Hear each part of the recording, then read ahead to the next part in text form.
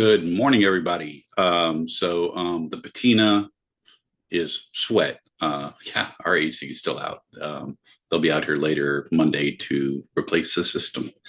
Thank God for business owners that are responsive on the weekends. Day 23, hunger pains. Oh God, you are my God. I earnestly search for you. My soul thirsts for you. My whole body longs for you in this parched and weary land where there is no water. Psalm 63, verse 1, NLT. Most of us aren't very good at going hungry. We're even worse at staying hungry for long periods of time. That may be why many people transition from fasting to dieting about halfway through this 40-day fast. Here's how it happens. You're through the ugly detox stage. Physically, you feel pretty good, and spiritually, you're closer to God than you have been in a long time, maybe ever. Wonderful. You've discovered healthier meal options and have found a rhythm to eating sugar-free. You're not so hungry anymore, not the way you were at the beginning. Your energy is up and your thinking is clear. So you've clearly gotten everything out of this fast that you're going to get, or so you think. You're on cruise control now. I've seen it time and time again and experienced it myself. Perhaps the biggest way to slip from fasting to dieting mid-fast is learning to fill up on sugar-free foods.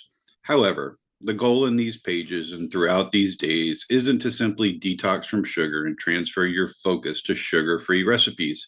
It's to thirst for God as though you're wasting away in a dry and parched land, to long for Him and grow in your love relationship with Him. You're missing the point entirely if you have found a way to fast without experiencing hunger.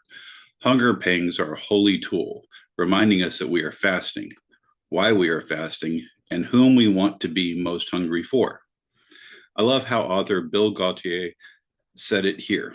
In other words, let your hunger pangs become like church bells calling you to prayer. Whenever you're hungry for food, say to yourself something like, Jesus, you are my sweetness and sustenance. Your name is like honey on my lips. Your words are the manna that I hunger for. When you replace your sugary treats for sugar-free foods, you will likely lose weight and experience other health benefits. But don't you want more than that? I do. If you want to change life, you must do more than just change your diet. Eating sugar-free may enhance your life, but only the Lord Himself can transform it. Instead, renounce sugar and replace it with a sweet and constant dependence on Christ, the bread of life, your sustenance. When you do that, your life will begin to change. It takes longer than 23 days to be transformed, and it requires a measure of pain, hunger pain, which is why I want you to consider how you might increase your physical hunger as a means of unleashing your spiritual hunger. Your body is getting used to functioning without sugar, which is why you may be thinking you are ready for a transition. If you want to transition, go deeper rather than pulling back. Press into Christ rather than into some mere diet. Lay down your refined sugars in exchange for His sweet refining. It's time to crank up the heat in the crucible of this fast. How might you increase your physical hunger so that you can experience greater spiritual hunger? Some people find that eliminating other foods, such as bread and pasta, is an easy way to crank up the intensity of this fast. Others choose to give up breakfast completely by waiting to eat until after you've had a significant time with the Lord each day. You get the intense benefits of a traditional fast each morning. Some days, that means you might have breakfast around mid-morning, but other days, it may not be until noon. This practice of turning to the Lord before turning to food will certainly turn up the heat on your fast. You'll be reminded by every empty belly growl that you're fasting from sugar in order to feast on Him. Allowing yourself to go physically hungry enables your heart to grow spiritually hungry. God promises that when all else fails, He is our portion. Skip a meal or take other foods out of your diet for the rest of this fast. See for yourself how physical hunger ignites a deeper hunger for the one who can satisfy. My flesh and my heart fail, but God is the strength of my heart and my portion forever. Psalm 73, verse 26. I recognize how countercultural and counterintuitive it is to let yourself go hungry. But when you push through the discomfort, you'll experience a deeper comfort than any comfort could ever provide. Any comfort food could ever provide. Sorry. Take some time now to get quiet. Consider how much you have eaten today. Is it possible that you've simply transitioned into a sugar free diet? Is your belly constantly full of sugar free foods, or is it clanging like a church bell, calling you to prayer?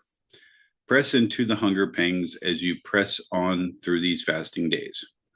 In Psalm 63, verse 8, the psalmist cries, "My soul clings to you. I have found that fasting intensifies my soul's desperation for God, causing me to cling to Him in a way I don't naturally do when I'm filled with the things of this world." What might you give up in order to intensify your soul's desperate need for God? For when you seek Him desperately, you will find Him abundantly, exceedingly, and more than you ever hoped or imagined. Don't be afraid to get hungry. Be afraid of a life that never hungers for God. Dear Lord, I don't want to get less hungry as I fast, but more hungry. Intensify my hunger for you. Use each empty belly growl to remind me that I want you most of all. When I long for sweet refined sugars, teach me to lean into your sweet refining. 23 days into this 40-day fast, I want to want you more today than I did on day one. Help me, Lord, to have the courage to go without so that I might go with you. Amen.